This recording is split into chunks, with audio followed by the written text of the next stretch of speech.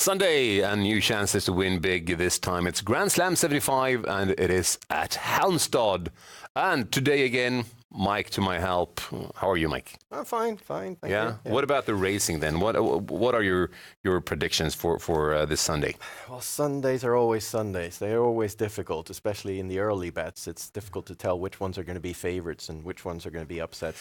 Halmstad, of course, the class is a bit better than usual on Sundays, so we got a couple of really nice fields. Isn't it quite typical that the percentages change quite a bit on Sunday morning because people tend to bet on the Grand Slam 75 rather late? Yeah, most people bet on the V75 on Saturday and want that over before they start focusing on the Sunday. So the early bets are usually quite difficult to look at. You have a couple of really big favorites that in the end turn out to be outsiders. But you have been studying the race card quite thoroughly here, and well, let's look at race 6 firstly, where I think you have a good pick for us. A win bet, right? Yeah, it's a win bet. I think it's a 2-horse race. It's going to be between horses 1 and 2, and I'm going out on a limb and taking number 1, Ma Yong, as a winner. I think Ma Yong has a good chance to go wire to wire here, starting off behind the gate from the inside draw. Came back to the track after winter training last time. Stefan Söderqvist was driving in owner colours there all the way on the inside, finished quite nicely, was pulled backwards through the last turn by the leader and lost a lot of ground there. So trained by Don Widegren, I know his horses always improve a lot when they start racing again. They're usually very trained, but they need a race or two before they got the speed back. So I think Ma Yong will really move up in form with that last race, and interesting post. Interesting. Let's move on to race 8. How much do you take notice of racing balances changes or changes of racing balance?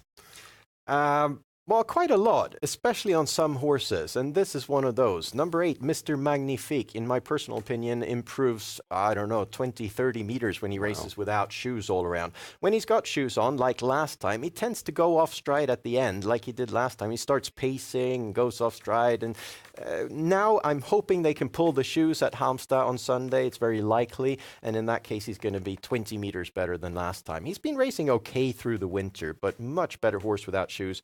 And number 7, of course, is going to be a tricky horse to beat, but good value in Magnifique. Post 8 a problem? It's a very small field, only 9 horses, so he's strong enough to do work on the outside. One of my favorite horses, trained by Petri Puru, Master Crow. That's your pick in race 9, right? Yes, I think we're getting really good value on this one. This horse is excellent form, better than you can tell from the card, but those who've been following the V75 know that he's been finishing very strong more or less every time. Last time he showed continued form. He started off from the 11 hole, got an impossible trip, of course, in this class. You can't really take anything from behind over the final stretch, but he seemed to be in good form there. I like the way he moved and everything.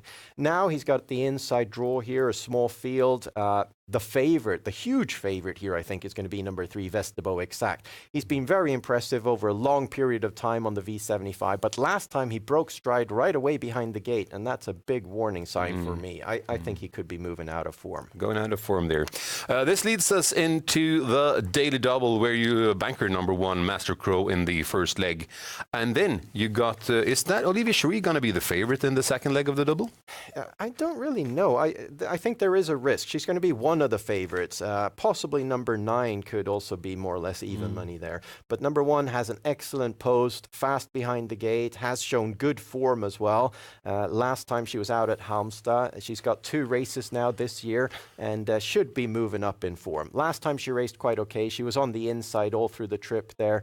I like the way she accelerates once she gets the pocket here, so I think she's moving up in form. And from the inside draw here, I'm looking for a wire to wire, and that means a double Christopher Eriksson for me on the daily double. Interesting.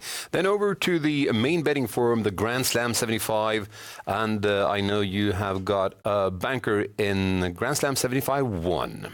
Yeah. Number 4, Vlad Del Ronco, moves down in class incredibly here. He's been out on the V75 2 times. I've gone against him both times as favored on the V75. That didn't work out well, and I must say he has impressed me.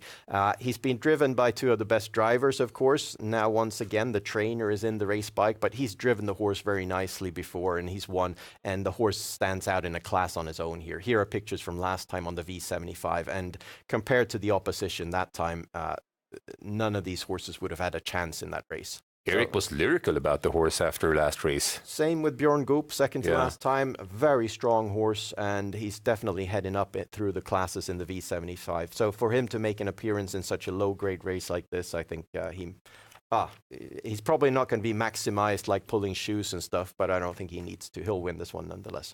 Let's quickly look at the second leg. You go with 6 horses there.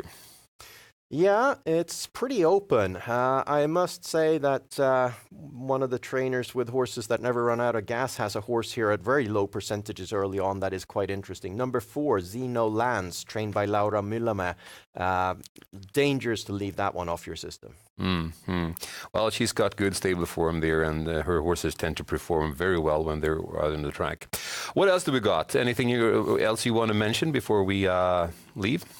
Well, on the GS, I double my system with Ma Yong there and Levy Magic, the 2 horses. I think it's a 2-horse race, that third leg there. Ma Yong, a possible choice for a banker, but I chose to double it.